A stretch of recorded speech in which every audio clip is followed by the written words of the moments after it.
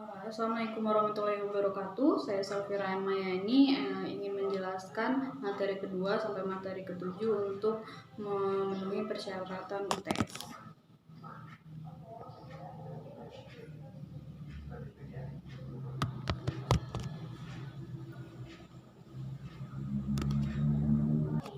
Materi pertama yaitu dasar-dasar perencanaan keuangan syariah, yaitu adanya penyebab kurangnya kesadaran menyusun rencana keuangan, lalu yaitu tidak memiliki budget anggaran yang cukup, tidak memprioritaskan pengeluaran yang penting yang seharusnya, membeli tanpa perencanaan terlebih dahulu, lalu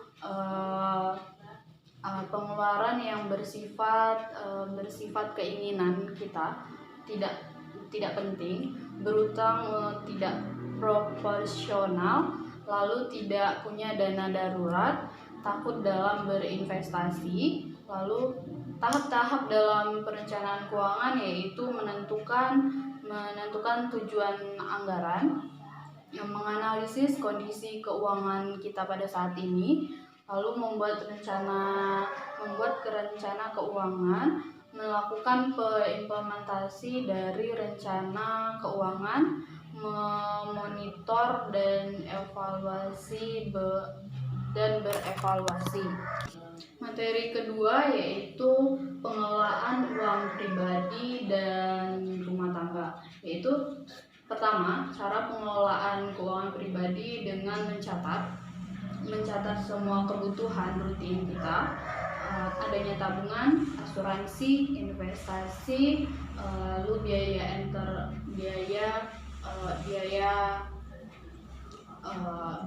liburan, dana darurat, lalu mengelola pinjaman dengan bijak dengan memisahkan dana pribadi dengan dana usaha, lalu membuat laporan atau pembukuan keuangan, lalu memanfaatkan dana pinjaman untuk produktivitas bekerja, lalu mampu mengatur alur keuangan, menghindari penggunaan dana pinjaman untuk kebutuhan konsumtif, lalu adanya cara pengelolaan keuangan rumah tangga yaitu dengan tahu detail pengeluaran dan pemasukan kita, lalu pangkas kebutuhan yang tidak penting, jangan tunda pembayaran apabila sudah mempunyai cukup, langsunglah membayar, menabung dan berinvestasi, buat laporan berbelanja bulanan,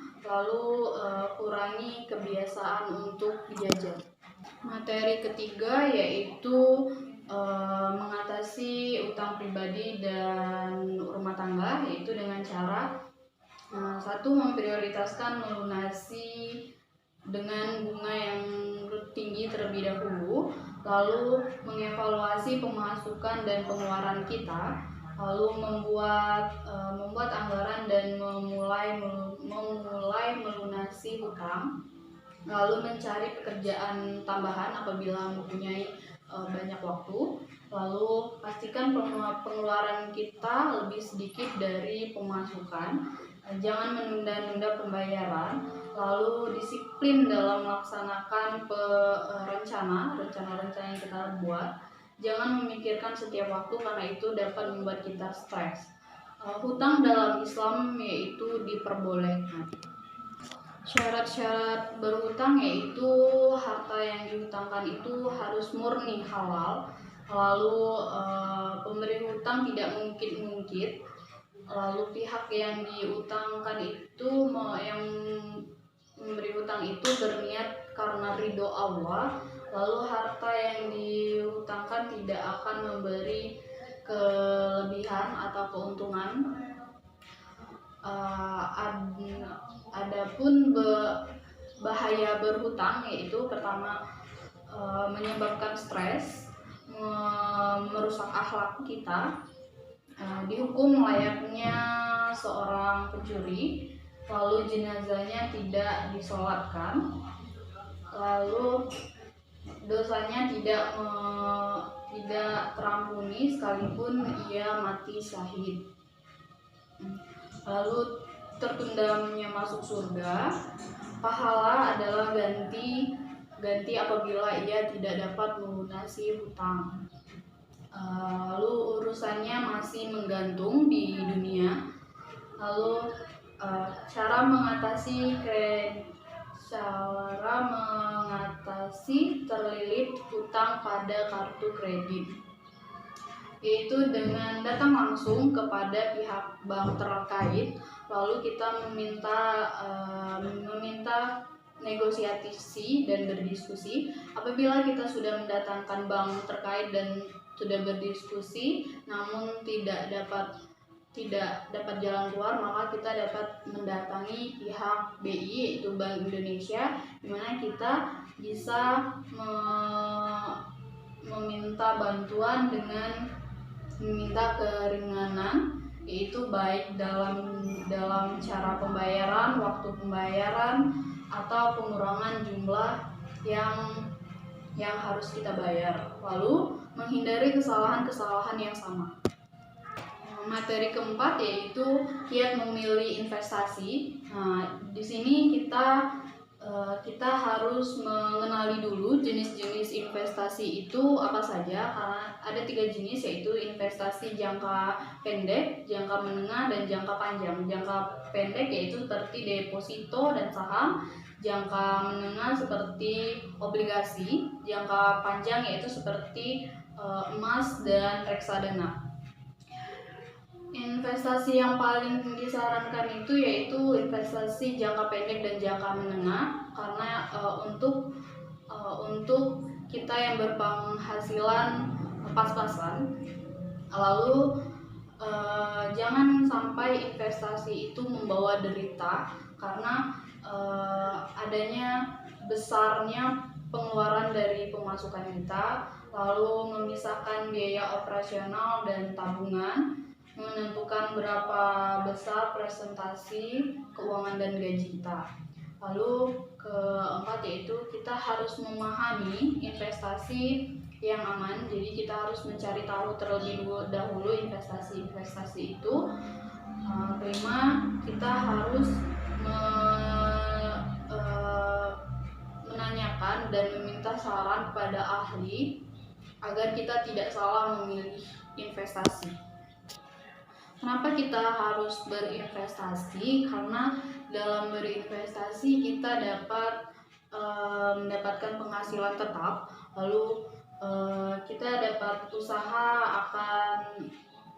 kita bisa semakin besar dengan adanya keuntungan, lalu mendapat jaminan bisnis.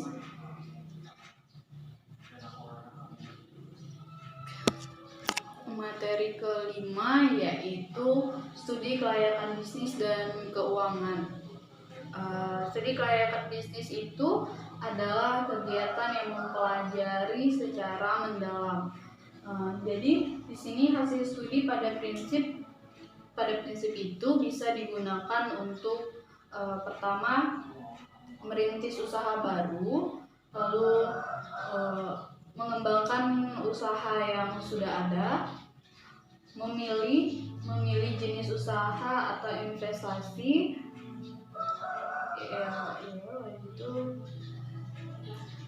tujuan studi kelayakan bisnis itu yaitu menghindari resiko kerugian, lalu memudahkan perencanaan, memudahkan pengawasan, memudahkan pelaksanaan, dan memudahkan pengendalian.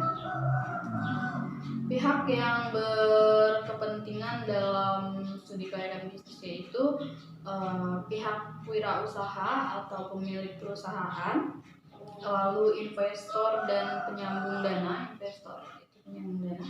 lalu masyarakat dan pemerintah. Pengertian dari aspek keuangan yaitu aspek yang digunakan untuk menilai keuangan perusahaan. Lalu ada pun pihak-pihak yang berkepentingan dalam aspek keuangan itu yaitu kreditor, pemegang saham, pemerintah, manajemen, dan karyawan. Lalu ada jenis-jenisnya, yaitu seperti neraca, lalu laporan laba atau rugi, laporan arus kas, laporan dalam perubahan modal. Materi ke-6 yaitu ada restrukturisasi perusahaan, yaitu tindakan atau kegiatan untuk merubah struktur perusahaan dengan tujuan untuk memperbaiki. Ada 3 jenis, yaitu pertama restrukturisasi portofolio atau aset, restrukturisasi modal atau keuangan, 3 yaitu restrukturisasi manajemen atau organisasi. Lalu alasan perusahaan untuk melakukan restrukturisasi yaitu adanya masalah pada hukum desentralisasi, lalu adanya masalah hukum monopoli, tuntutan pasar, masalah geografis, perubahan kondisi perusahaan, lalu hubungan anak perusahaan, lalu masalah serikat kerja, perbaikan image korporasi, lalu fleksibilitas manajemen,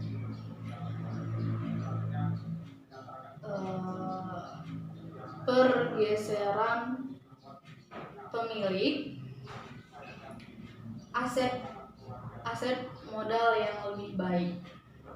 Lalu ada bentuk restrukturisasi perusahaan, yaitu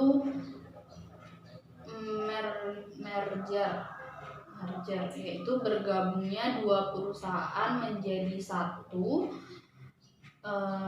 di mana perusahaan itu mengambil atau membeli semua aset perusahaan yang memiliki paling tidak 50% saham, dengan tujuan untuk menciptakan perusahaan yang lebih kuat dan lebih baik. Ada 4 jenis merger, yaitu pertama horizontal merger, vertical merger, conglomerate merger, dan konglomerat merger. Adapun akuisisi yaitu pengambil alihan sebuah perusahaan dengan membeli saham atau aset perusahaan, yaitu dengan ada dibagi menjadi 3, yaitu akuisisi horizontal, akuisisi vertikal, akuisisi konglomerat. Baiklah, itu saja penjelasan dari saya. Wassalamualaikum warahmatullahi wabarakatuh.